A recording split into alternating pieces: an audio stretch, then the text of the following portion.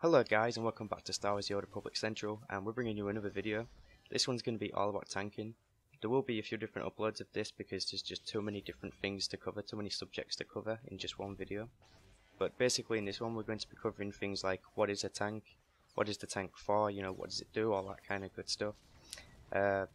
What you're watching now is me going through a flashpoint with a couple of friends. You can see Sodium Chloride and Wolf Tits. Yeah, that would be Adam and Mark.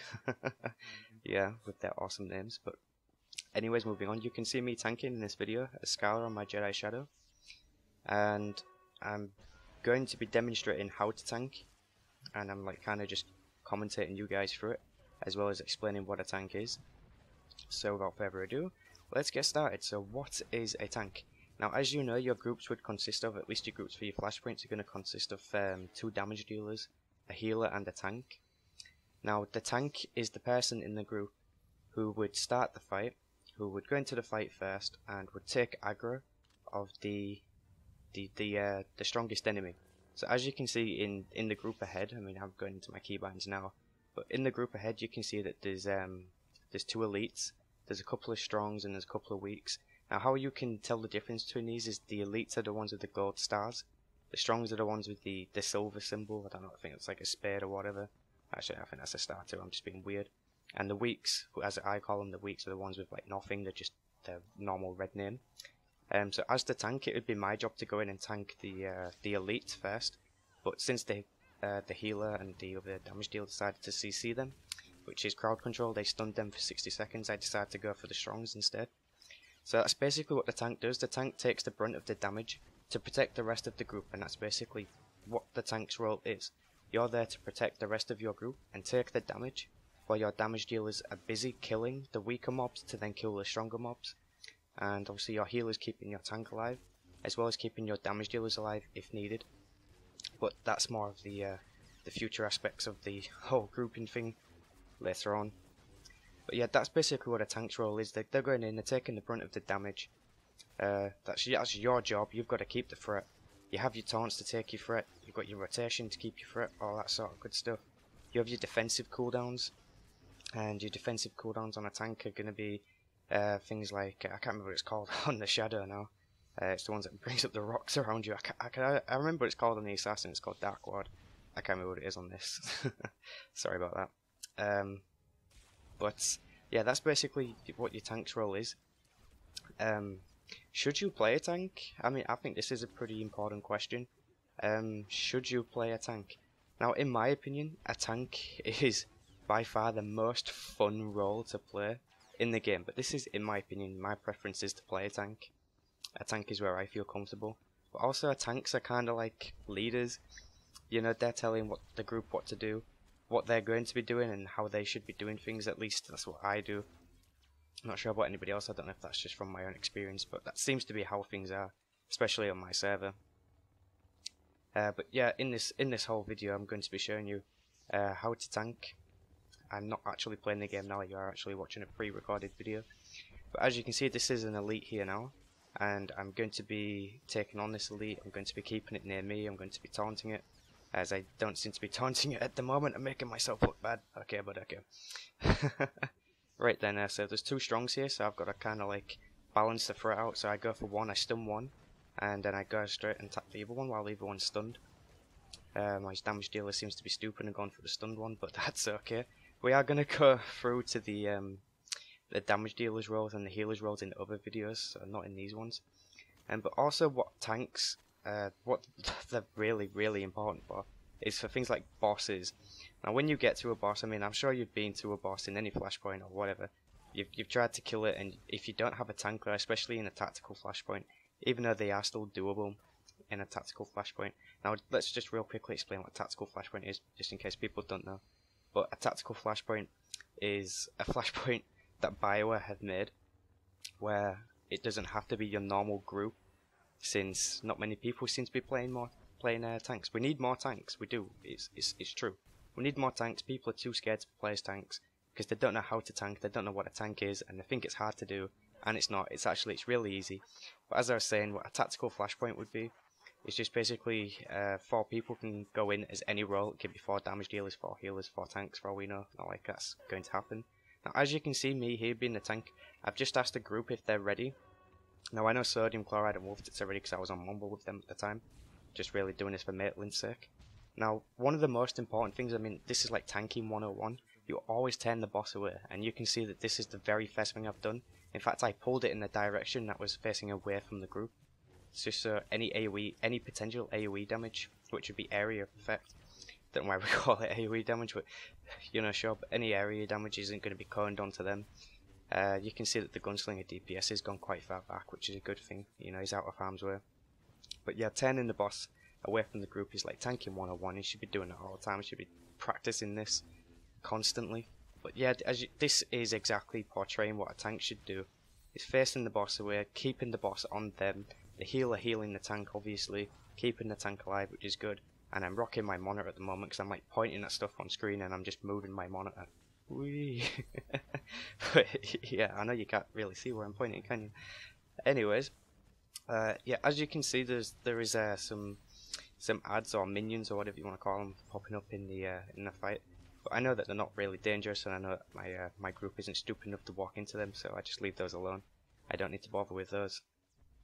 I'm still holding the threat of the boss. Now, see, this is another important subject, which is threat. Now, if you don't know what threat is, then I'll explain that to you now. Threat is what you would gain when you are attacking an enemy.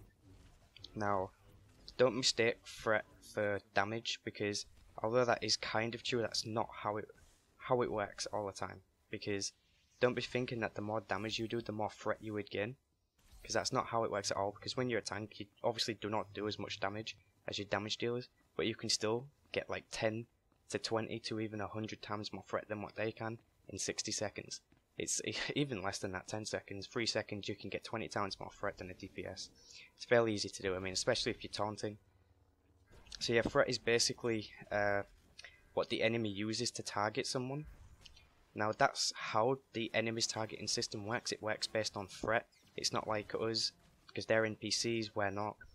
See, when we're targeting an enemy, we have to do it tactically, we have to plan it, instead of just running in blind or whatever. But the way the enemies do it is by threat, and they go for whoever is the biggest threat to them.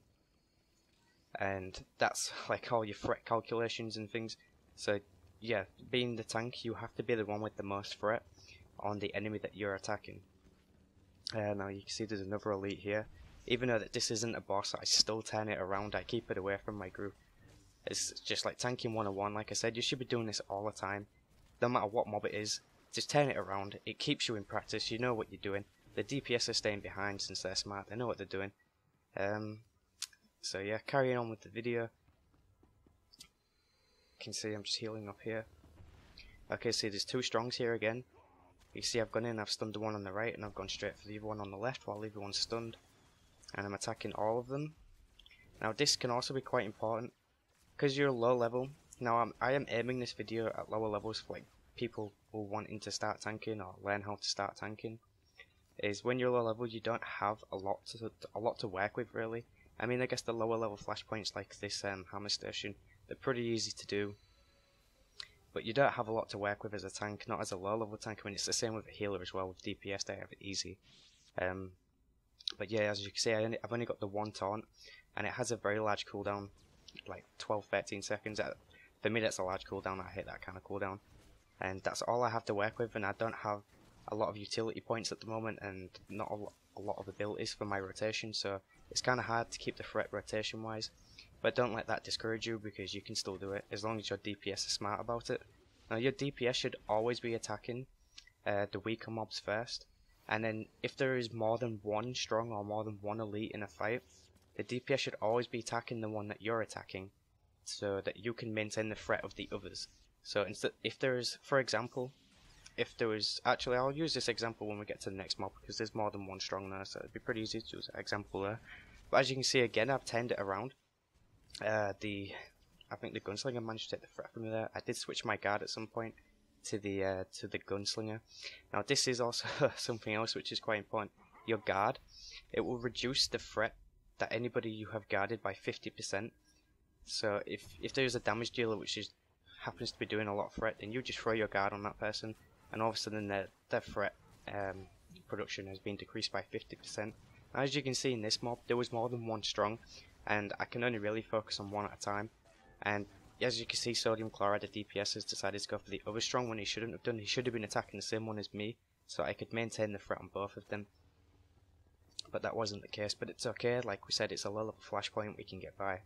But this does become more increasingly important as you level up and you get to higher level flashpoints and higher level mobs, and things just seem to be harder. As you can see, this was a fairly large mob to me. 3 strong spawned straight out of there.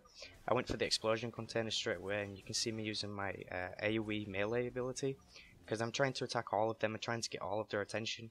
If I had the AoE taunt, which would have been mass mind control, then it would have been pretty easy for me, but that wasn't the case. So now, as you can see here, what I've done is I've used the environment to my advantage, and I've actually used the coolant tank to freeze the elite. Now this is good because it's completely stunned the elite. It's been able to do absolutely nothing. I haven't even needed to bother tanking it. It's just been stood there frozen while we just beat the crap out of it. Same with this one. See, these are the things that you should be aware of as a tank, these things like that, because your group is going to expect you to go into the fight first. So you need to be thinking of these things. You need to be aware of your surroundings. As you can see, there was a fairly large mob up ahead.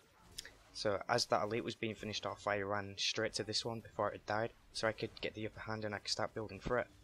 And it went actually really well. And there's another mob here with 2 strongs. As you can see, I've run straight in, I've pushed them to get their attention, and now I'm using my AoE melee to get their attention even more. And I'm keeping them in the fire. I know my healer's got me covered, and I'm keeping them in the fire to do damage to them. And now this symbol that you see on this turret, this is the symbol for a champion. And when it comes to a champion you always take priority to the champion. Now champions seem to be the type of enemy that would just have a lot of HP and not do a lot of damage. But that's not always the case, so you shouldn't always take that risk. Always definitely be tanking the champion. So when you are tanking, you prioritize by which class enemy that is. So if you have 2 strongs and 1 elite in the mob, you would take the elite over the 2 strongs. I mean, obviously you would try to keep the 2 strongs along with that elite, but the elite is your main priority, and you will keep tanking that elite until the rest of them are dead, and then until your group can move on to the elite and kill the elite with you. Now I've constantly kept the threat of this laser cannon, this champion NPC. I've kept it faced away. Like again, it's tanking 101. Keep it faced away. Practice it. It's gonna do you a lot of favors, especially if you get to end game as a tank. Now we've come across another boss fight. See, this one consists of 2 elites and a champion. So my main priority here is to direct for where my DPS to go, and I told them where to go. I told them to go for Torch first, which is the one with the target marker on it, and then Sawbones, which is the one on the right from the champion. So I directed them where to go. So my plan for this would be is to pull the champion, like I just have done. I got pulled in, but that's okay, I'm not worried. I'm moving the champion away. I'm keeping the threat of the other elite while my DPS are busy killing the other elite. And, you know, the fight's going really smoothly. I'm keeping the threat on both of them, I'm taunting them.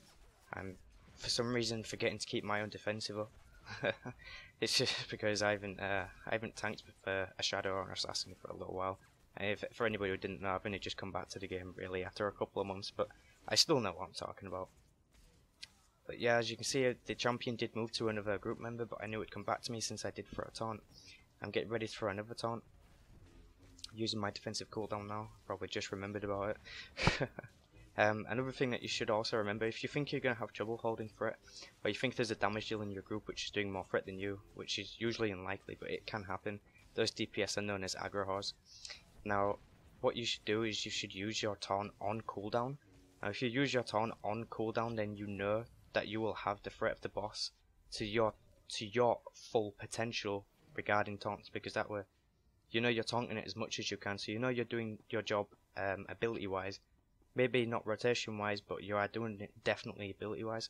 I mean, you don't have to worry too much about rotation, especially at level 17. I mean, I was 16 when I started this, but level 16, 17, there's not much to go with. You don't have that many abilities. You're not spec'd into it much in your utilities. As you can see, I'm being a total goody two-shoes here, and I've gone for the light side option. And here's a fun fact for you. I've been playing the game for nearly 3 years, and I've still never managed to get light 5. I've always been a complete badass in all my characters. I usually am an Imperial player, but sure. So we're coming to another mob. I know there's going to be 3 Strongs bursting through the door, so I quickly get the threat of the 2 weeks, and then I move on to the Strongs very quickly. I go for the explosive container. In fact, it was the healer who actually managed to get the explosive container. I did tell him off about this. Now, you should actually be telling people this if somebody's doing something wrong, and definitely tell them. You know, don't have a go at them, you know, just say, look, you shouldn't have done that. Next time, just make sure you don't do it, because otherwise it's difficult for me to hold the threat. And it was for that specific mob, because Adam wolfed it. The healer did the explosive canister, and he managed to get all the threat from the mob, so which made it difficult for me to get it back. As in, like I said, I don't have much to work with, so it was very hard for me to get it back. Pretty sure I didn't get it back. Okay, so there's an elite up ahead, but there's an easy path around it, so we just ignore it. There's an elite here, not elite, sorry, a strong here in 1 week, so I'll go straight for the strong, keep the strong away, keep it turned around. Like I said, again, tanking 101, keep it turned around, I cannot stress this enough. Okay, so we're coming up to like a sort of another boss fight, but there's 2 champions, and it's 2 turrets, and I noticed that they can be stunned and they can be CC'd, so I let one of my my damage dealers know to CC the back one, so while the back one's busy being in crowd control and it's under a stun for 60 seconds, we can focus on just one of them. And like I said, I've turned it around. The healer's all the way at the back for some reason, I don't know why. I'm pretty sure I told him to move back forward, but it's okay, don't worry about it. But yeah, keeping it faced away, that's like the most important thing. Yeah, taunting on cooldown, keeping your defensive cooldown up. Using whatever abilities I have, using them as quickly as possible. Force management, which would be my resource, I'm trying to manage that. Okay, now do you see what I did there? Now before the first one was even dead, I moved straight onto the next one, and this was because I knew that I had the threat and that I wouldn't lose it with its last 10% health, so I moved straight onto the next one so I could start building. You can see I've stunned it there just then. I've already taunted it, so I don't need to taunt it again. And on my target of target, now this, I should have mentioned this a lot sooner, because this is actually really quite important. In your interface editor, and I will be showing this in a future video, but in your interface editor you do have a frame called target of target, and it will show you the target frame of the target that you have targeted. So if you just take a look now at my interface, you can see my target frame. So whenever I target somebody, it will also show me who my target is targeting. So that's really useful as a tank, because then I can see who my target is targeting, so I'll know if I've lost a threat, I'll know if the boss is attacking somebody else, so I'll know to taunt if I need to. There are programs you can use, things like Star Pass and threat counters and all that sort of stuff, but if you're using threat counters for Hammer Station, then that's just a bit fucking weird. I mean, not even in hard mode would I do that, so, you know. So yeah, one of the people did pull that mob, but it's okay, like I said, it's low flashpoint, we can deal with it, and I could get a threat back at the strong pretty easily. It's only 2 weeks otherwise. Not too worried about little R2D2s. And now you can see there's 2 strongs up ahead. So I need to come up with a sort of like a plan. I need to come in, I need to get threat both of them. As you can see, yes, I pulled the mob first by going for the weak. I just hit the weak. I might have done the wrong target there, but that's okay. The first strong died pretty quickly because the DPS was all over it. I have the threat of the second one, and that's completely fine. Okay, so we're coming up to the last boss now. Now, with this boss, its very first ability that it uses on you is sweeping blasters. So I tell my group to go to the side, because as soon as I pull this boss, it's going to use sweeping blasters towards me, and it's going to damage the whole group in a cone, and everybody's just going to take damage. So I get them all away from my direction, so as soon as I pull this boss, it's going to be only me taking damage, as it should be. Now notice what I do here. I know that this boss does do pushes, so I place myself between the boss and an item I can be pushed against, like so, like you've just seen there. So I'm not going to be knocked off, and I'm not going to be knocked too far away to have to keep running back. These are like just tanking tips that you should know. And again, keeping the boss faced away. Now when it comes to a boss like this, you should definitely just not be focusing on the ads at all. As you can see, my DPS are pushing them off. I know they glitch sometimes on this one, but that's okay, we're not worried. But yeah, keep taunting, keeping the threat. It's all good. Keeping it faced away is like the main thing. Tanking 101, like again, I'm going to have to keep mentioning this. Can't stress it enough. I mean, maybe we didn't have that much to cover in this video, made the video was a bit too long. But that's okay, I got to talk to you guys and it was fun. And like a lot of people told me before, apparently I like the sound of my own voice. But yeah, as you can see, the group is working together, we're working as a team. So we've got me doing the tanking properly, we've got the DPS moving out of the AoEs, which is good. The healer is being attacked by ads at the moment, but fortunately one of the DPS do recognise this and they do go to help. That DPS is going to be moving out. Yep, there we go, see it now. The ads have been taken care of as far as I know. I don't know, I'm not quite sure, I can't see, I've moved my camera. I think I moved this so you guys can see a little better. But yeah, the DPS are doing a good job, very good job.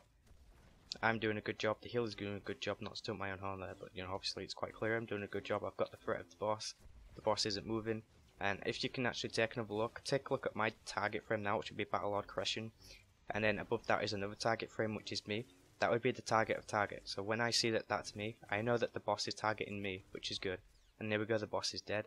As far as from what I saw, the boss didn't switch target at all. We've got our loot, all good and gravy. Gravy, that's a term. What the fuck? But yeah guys, thanks for watching. Hopefully I've given enough tanking tips for this video, and I'm going to have to stop the video now because I'm about to leave the phase. But thanks for watching guys, don't forget to enter for the monthly giveaway, and I'll catch you guys in the next one.